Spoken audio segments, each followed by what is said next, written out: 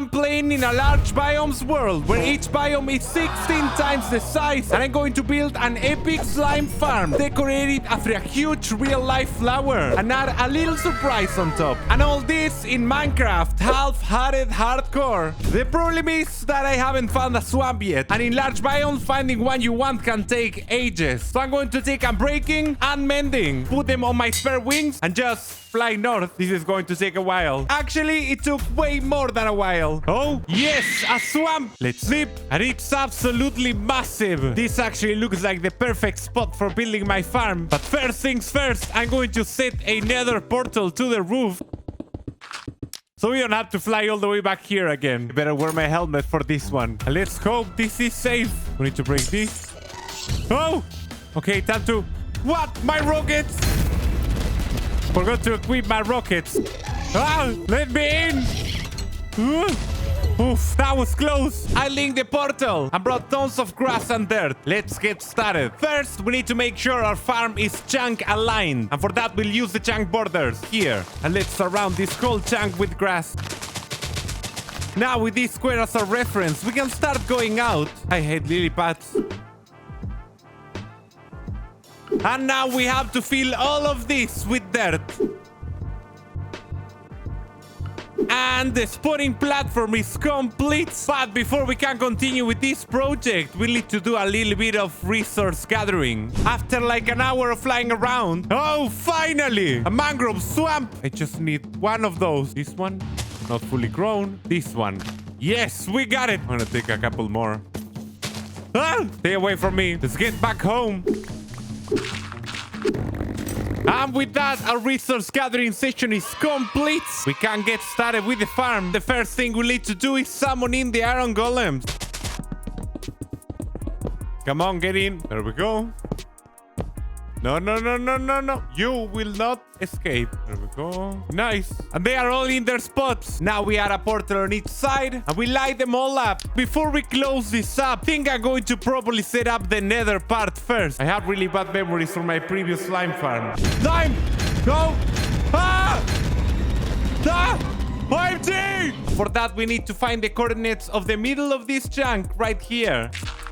Now we build another portal up here, light it, and we do not go through. We have to set the nether roof side first. We look for the coordinates, set another portal, which, if my calculations are correct, should connect to... Yes, here we are. Okay, the portals work. Now it's time for the redstone. I'll show you guys in just a minute. Oh, well, looks like we had a little accident. I still haven't built the top part. Slimes have already started coming through. Let's do this. 5.5 stacks of slime balls, and the farm isn't even built yet. I can't wait to get it done. What is this guy doing here? I'm sorry. That's a new one for me. We are back, and the redstone part of the farm is complete. This all looks too complicated, but essentially it's just the killing chamber of a system to move the slime balls down and into this shulker loader, which will speed the shulkers over here and send them back up into my classic manual sorter so I can just craft the slime blocks. Essentially, slimes will spawn over here, get attracted by the iron golem. So the slimes will come out here, get damaged by this lava, and broken into smaller pieces, which will then go back through the portal and into the killing chamber. Looks like this guy managed to sneak in. This farm is not slime only yet, but it will be once we add the walls. But before we can do that, we need to gather a couple resources.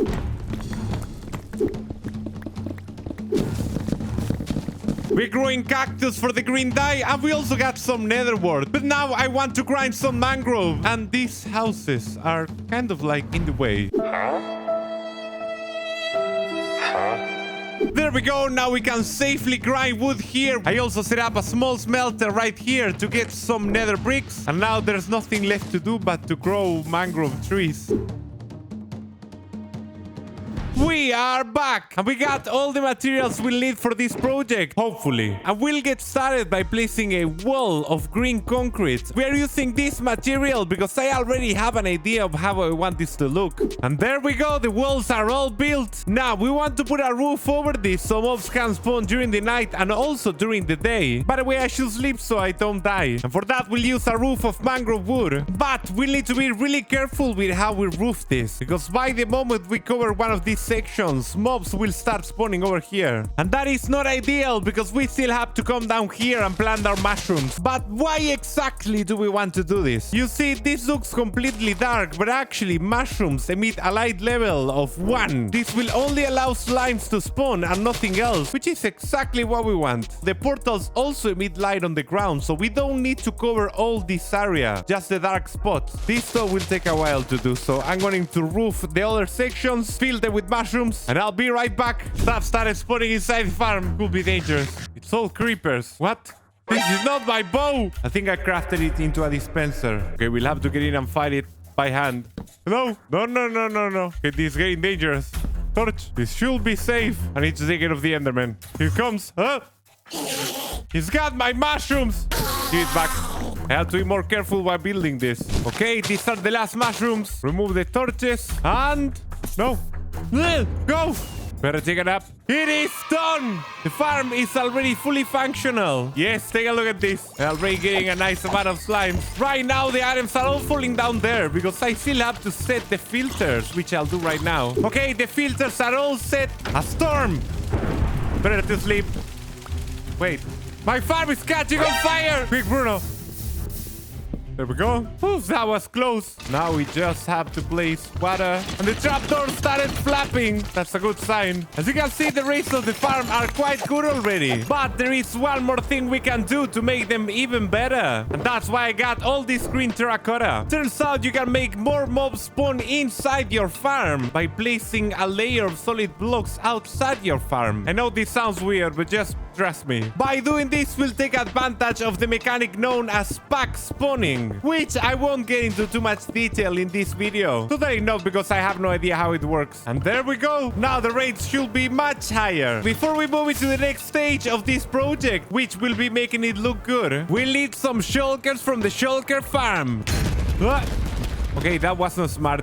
We place them right here. And this should send them to the storage. Slowly but surely. I've been grinding this farm for a bit, and we already got 3 full shulkers and some kelp. Press this node block. And there we go. We can get all the slime balls we need, craft them into blocks, dispense an empty shulker here, and fill it with the slime. Then get another and craft slime balls over and over again. 9 stacks. This farm is working better than I expected. Now it's time to make it look good, and for that we'll have to use more mangrove. My idea is to make this look like a flower, but not just any flower. I want to build a Rafflesia. The Rafflesia is the largest flower ever known, and it's also a carnivore plant. I'm going to try to reproduce it in Minecraft. Yes, those look like petals right there. I think I still need to add some lines to separate them. Let's try making each petal more clear. I think nether bricks will look nice. Yes, you can definitely see them more clearly now. I think we need to make the middle rounder and also build the rest of the petals.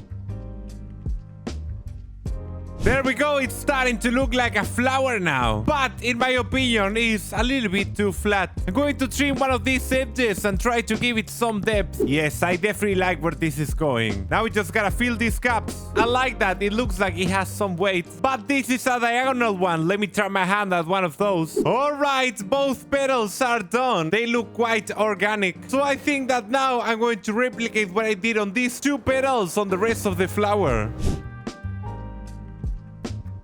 This is really starting to look a lot better. The petals of the Rafflesia have some weight, and I think we managed to reproduce that. But this part is looking a little bit too plain. It's time to bring the red nether bricks to the conversation. I think this is really gonna bring the design to the next level. Yes, it's starting to look nicer than these ones. Also, the flower looks quite cool from up here. But I think that now I'm going to add some more detail to it. Maybe add some spots, kind of like this. Okay, yes, this is looking way cooler now. I'm going to replicate this on all the other petals. I can't wait to see how this looks. And there you have it. The flower is looking way more detailed now. But I'm starting to worry about the middle. This circle looks a little bit too small. I think it's time to make it bigger. Maybe around this size. I think I'll first work on this quarter and see how it looks before building it all the way around. Yeah, I like where this is going. I tried to add some red spots just like on the rest of the build, but I still think it's missing something. It connects weirdly over here. We should probably remove some of this. Yes, looks much better. Now let's build it all the way around. We are back, and the middle of the flower is looking absolutely disgusting, which is exactly how it should look like. I should probably sleep, though. So I have been thinking about some ideas for this middle part because, yeah, this screen looks kind of strange, and the original flower has a different thing over here. So I'm gonna go gather some materials, and I'll be building the core of the flower. I've done it, and I can't get up. Put a step. There we go. And the interior of the core is looking terrifying. It almost looks like it's alive, but it's missing a little detail. You see, the original plant has some kind of tendrils here. Taller in the middle and a little bit smaller on the sides. And honestly, it looks... I was going to say, honestly, this is looking quite terrifying. But now that I look at this, the petals are starting to look a little bit boring. These room lights will make it so we won't need these torches anymore. And in combination with more red nether brick and some bamboo slabs, make this a quite terrifying look. I feel like it's one of those things that looks better the farther away you are. So I'm going to continue this idea all over the flower, and we'll see how it looks. Uh-oh, I accidentally punched the wandering trader, and the llamas are really mad at me. I wonder if I'll pop a totem. No? Okay, they're not that strong. I can't get close to the build though to finish it. We'll need to swiftly get in and get out. There we go. I mean, leaving this guy by himself will be evil now. Problem solved. We are back, and take a look at this. The details on the Rafflesia are finished. They look a little bit weird up close, but they look way nicer when seen from up here. I put those white spots taking inspiration from the real life flower, and there are a couple details about it that I'd like to show you. First, you may have noticed that I use shroom lights. This area needs to be spawn proof, and it needs to be slime spawn proof. That means that the light level must be above 7, and I managed to do it using the shroom lights, but there were some spots that are not covered, and as you can see here, I had to use buttons and redstone. It may be hard to see like this, but look, if I press this button, you can clearly see it. Redstone is spawn proof, and it really blends well with the red nether brick, so I thought using it made it almost invisible. This flower is looking amazing, but the top part still needs some work. It's just some plain redstone, and I've got an idea on how to make it look good, but there's something we need to be careful with. If we press F3+G, you can see the chunk borders, and we need to build this inside this middle chunk so it doesn't interfere with the spawning rates over there. And it's got something to do with one of the cancelled features of Minecraft. I'm talking, of course, of the Firefly. But this is not just any ordinary Firefly. It looks just too simple. But if we look at this side, we see... there we go. I think this guy looks pretty cool, and it gave us an entrance to our farm. Over here, we got all the stuff for crafting, a way down so we can check the circuitry in case something goes wrong. And of course, over here we can kill all the slimes. I gotta say, I'm pretty happy with how this project turned out. Granted, I spent most of my time on the flower, but I think the whole thing looks great. If you want to see my first 100 days in this world, check out this video. My name is Bruno, and I am out. Goodbye.